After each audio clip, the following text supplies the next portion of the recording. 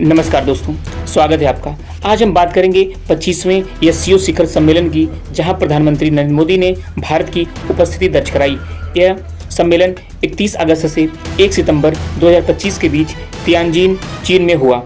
यह एससीओ का अब तक का सबसे बड़ा सम्मेलन था, जिसमें चीन, रूस, भारत, पाकिस्तान, ईरान, बेलारूस और मध्य एशियाई देश जैसे कई सदस्य राज्य शामिल हुए।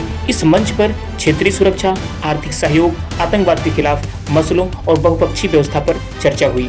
2 दिवसीय सम्मेलन में प्रधानमंत्री नरेंद्र मोदी ने एससीओ विकास रणनीति, वैश्विक शासन सुधार, आतंकवाद विरोधी कार्रवाई और सतत विकास जैसे विषयों पर भारत आतंकवाद के खिलाफ प्रतिबद्धता मांगी और दोहरे मानक के प्रति कड़ा रुख अपनाया। चीन के साथ द्विपक्षीय बैठक में सीमा पर शांति बनाए रखने, आपसी विश्वास बढ़ाने और व्यापार निवेश के अवसर बढ़ाने पर सहमति बनी। रूस के साथ बैठक में मोदी ने तहे दिल से कहा कि भारत और रूस कठिन समय में भी साथ खड़े हैं और दोनों का दृष्टिकोण प्रस्तुत किया। उन्होंने सुरक्षा, कनेक्टिविटी और अवसर तीनों स्तंभों के आधार पर भारत की प्रतिबद्धता जताई।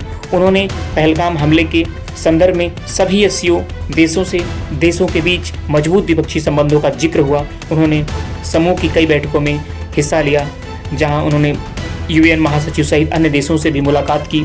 पीएम मोदी का एससीओ मंच पर भारत का संदेश 3 तरफा था। अमेरिका को संदेश, भारत अपनी विदेश नीति में आत्मनिर्भर है और ट्रंप टैरिफ से प्रभावित होकर और केवल पश्चिमी ढांचे में नहीं बंधा है। पाकिस्तान को चेतावनी, आतंकवाद और पहलगाम हमले जैसे मसलों पर भारत ने डबल स्टैंडर्ड नहीं अपनाने की बात कही। चीन को सतर्क अनुस्मरण, कहने का मतलब कि सहयोग जरूरी है, लेकिन इसका मतलब अपनी संप्रभुता से समझौता करना नहीं है। इस सम्मेलन ने पश्चिम और विशेषकर अमेरिका की वर्चस्ववादी नीतियों के प्रति एससीओ देशों की बढ़ती एकजुटता को दर्शाया।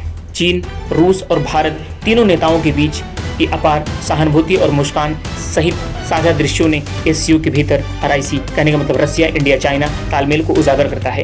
शी जिनपिंग ने सम्मेलन में बुलिंग देशों के खिलाफ एकजुट संदेश दिया, जिससे नई विश्व व्यवस्था में बहुपक्षीय दृष्टिकोण की बात रूढ़ हुई।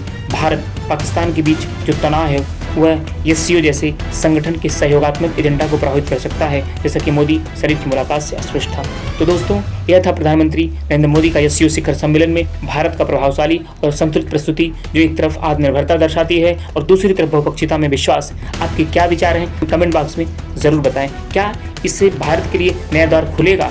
कमेंट बॉक्स में बताएं और चैनल को सब्सक्राइब करना न भूलें। धन्यवाद।